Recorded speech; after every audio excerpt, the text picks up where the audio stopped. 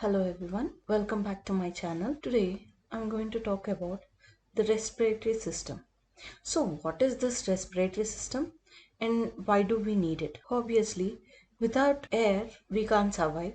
That's why we need respiratory system. But what is the importance of this respiratory system? So now let's talk about the functions of this respiratory system and why do we need this respiratory system in our body. So first one is to maintain the homeostasis. What is this homeostasis? Maintain the balance of internal environment. Now let's see how this will maintain the homeostasis in our body. It will maintain the balance by exchanging the gases like O2 and CO2. Actually, when I'm inhaling, I am taking O2. When I'm exhaling, I'm giving CO2. So I'm taking O2 and releasing CO2 into the atmosphere. Not only between this atmosphere, we will be having this gas exchange between our blood, between our tissues. So I'm exchanging the gases between atmosphere, then blood and tissue cell. We will see this one by one after that. And the next one is it will also help in adjusting the pH of our body fluids. Let's see one by one. So first let's see this maintenance of homeostasis. What is the basic concept of taking of this oxygen into our body? Why we are inhaling this oxygen and how this oxygen is useful to our body? When I'm inhaling oxygen through my lungs, it will go into my blood, and from blood it will pass to each and every cell. But why cell needs oxygen? Our cell continuously takes this oxygen for metabolic reaction. Why it will do metabolic reaction? What is happening in this metabolic reaction? It will take oxygen, it will break down the nutrient molecules, and it will generate the ATP. What is this ATP? ATP is a source of energy which each and every cell needs. At the same time, when cell is taking oxygen and it is breaking down the nutrient molecules to produce this ATP, at the same time the cell will also produce waste product, that is CO2, which is carbon dioxide. If carbon dioxide stays in our body, there will be excess amount of carbon dioxide produced in our body that may be toxic to the cell. So this carbon dioxide should be eliminated very fastly. If there is more carbon dioxide in our body, that will cause us death of the cell. So if you see, our O2, which is oxygen, is very important for our cell. At the same time, carbon dioxide is very harmful to our cell. So it will take oxygen. In return, as a waste product, our body cells will release this carbon dioxide. So how it is done? Our cardiovascular system and respiratory system both will cooperate with each other and they will supply oxygen to our cells and eliminate carbon dioxide from our body. So this is how it will maintain the homeostasis in our body. So let's see how it is done, how they both will cooperate with each other. When I'm first taking oxygen, it will go into lungs. From lungs, this oxygen will go into heart, and from heart it will travel to our cells. CO2 is carried from cells as a waste product. This deoxygenated blood is carried to our heart, and from heart this carbon dioxide will go into lungs and we will exhale carbon dioxide. What will happen if there is no oxygen in our cells? So there won't be any metabolic reaction. When there is no metabolic reaction, our cells will go into oxygen starvation and the cell will die and there will be only waste buildup. That's why to survival of healthy cell we need oxygen to our body. So next, let's see the maintenance of pH of our body fluids. Actually, our body fluids like blood, the pH of our blood should be 7.35 to 7.45. So let's see how it is maintaining the pH of our blood. When I'm taking oxygen, everything will maintain properly. But imagine if I'm taking less oxygen and my body is producing more carbon dioxide. Our body is made up of water. In body fluids, we'll be having so much of water.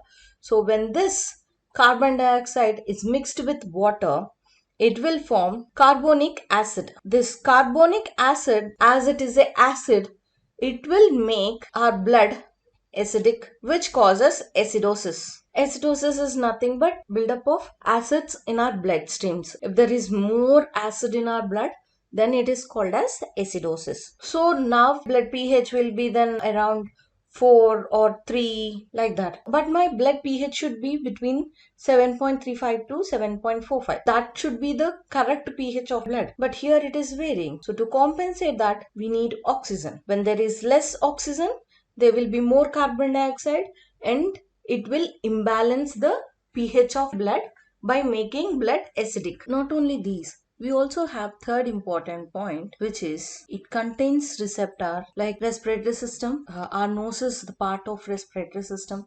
So in our nose, there will be receptors which helps in smelling, and it will also filter air, produces sound. Like when I'm talking, it's because of my vocal cord. So my vocal cord is making these sounds. These are the functions of our respiratory system. So now let's see the steps involved in respiration. What is respiration?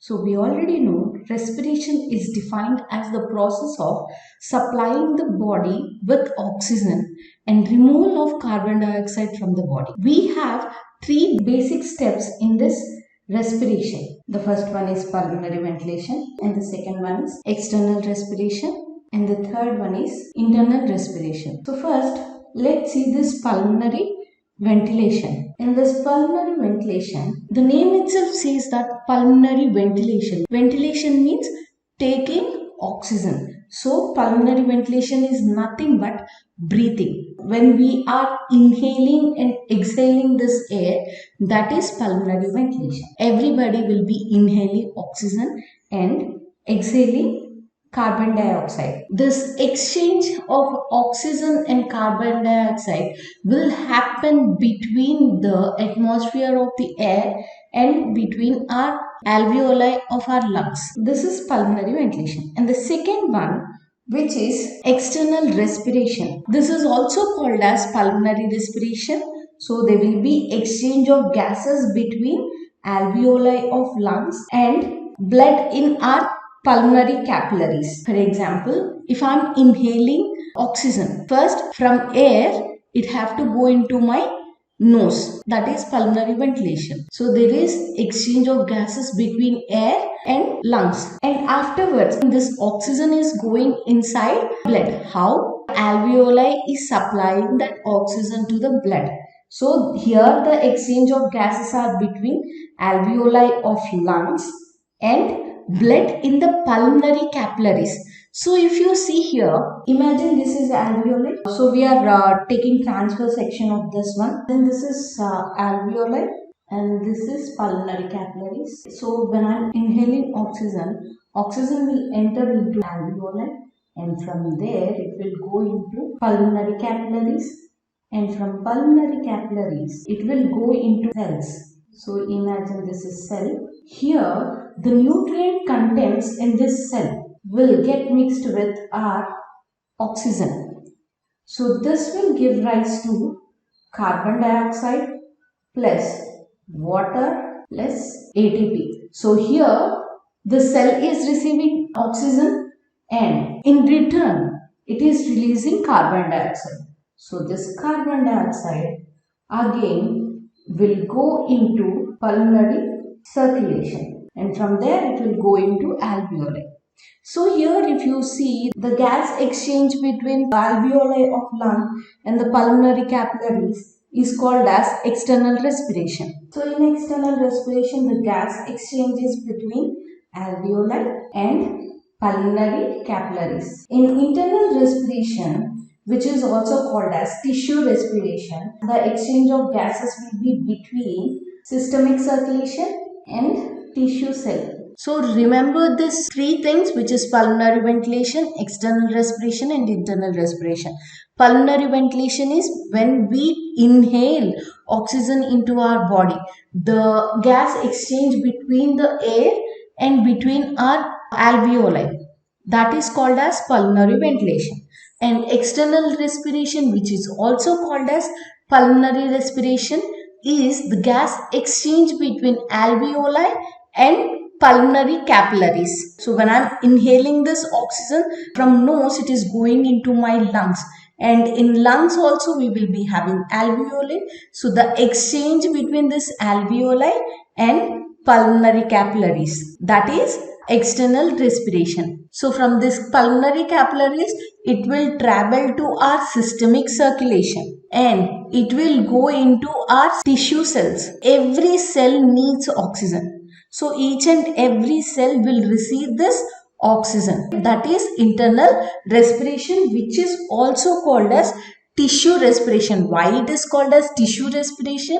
Because each and every cell of this tissue is receiving this oxygen. That is internal respiration. And after entering into the cell, when the nutrient contents in the cell, for growth of the cell, each and every cell needs some nutrients, right? They need some proteins. So when this nutrients will combine with oxygen in the cell, that will give rise to carbon dioxide. So it will lose carbon dioxide, water and ATP. Carbon dioxide will come out. Carbon dioxide will go into systemic circulation, and from systemic circulation it will come into pulmonary capillaries, and from pulmonary capillaries it will come into alveoli of lungs, and from that it will come out of the lungs. And what about the water and ATP? Cell will use this ATP as an energy.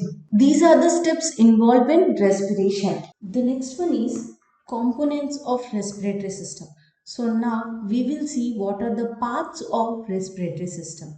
So first, if we see, the respiratory system consists of nose, which is the main organ, and second one is pharynx, which is also called as throat. Third one is larynx, which is also called as voice box, and the fourth one trachea, which is called as windpipe. Fifth one bronchi, and the final one, which is very important, those are lungs. So these are the parts of our respiratory system.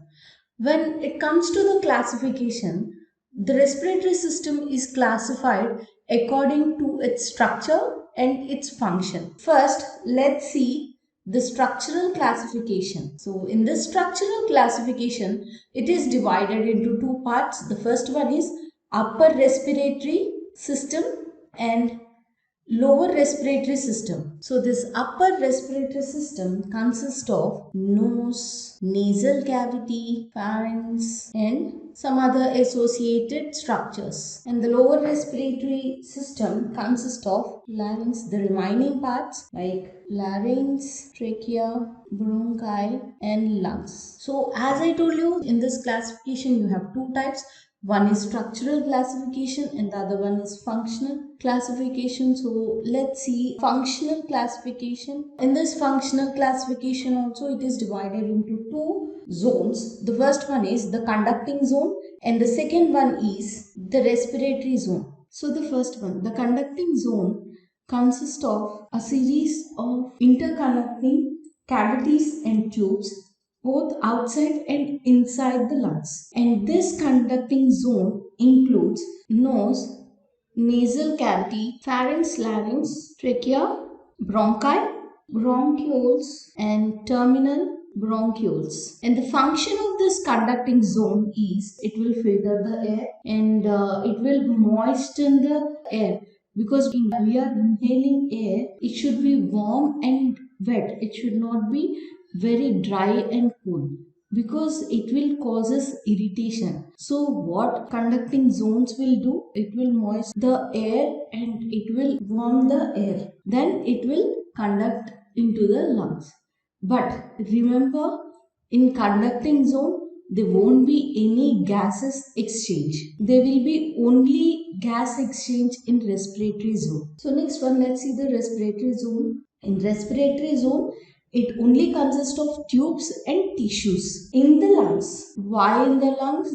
I already told you, there will be only gas exchange in this respiratory zone. So lungs, this is the place where there will be more gas exchange. So the respiratory zone includes alveolar ducts, alveolar sacs, respiratory bronchioles and alveoli. And let's see the functions of this respiratory zone. It is used for gas exchanges. Once again, let's see the functional classification. In this functional classification, we have two types of zones. The first one is conducting zone and the second one is the respiratory zone. The conducting zone consists of interconnecting cavities and tubes within and outside the lungs. And the parts of this conducting zone is nose, nasal cavity, pharynx, larynx, trachea, bronchi, bronchioles, terminal bronchioles. And the function of this conducting zone is filter, warm and moisten the air, but it won't exchange the gases. When it comes to respiratory zone, it consists of tubes and tissues within the lungs, and this will include respiratory bronchioles, alveolar ducts, alveolar sacs and alveoli. And the function of this is gas exchange. So this is the end of our respiratory system introduction. Tomorrow we will discuss about anatomy of nose. Thank you everyone. Have a nice day.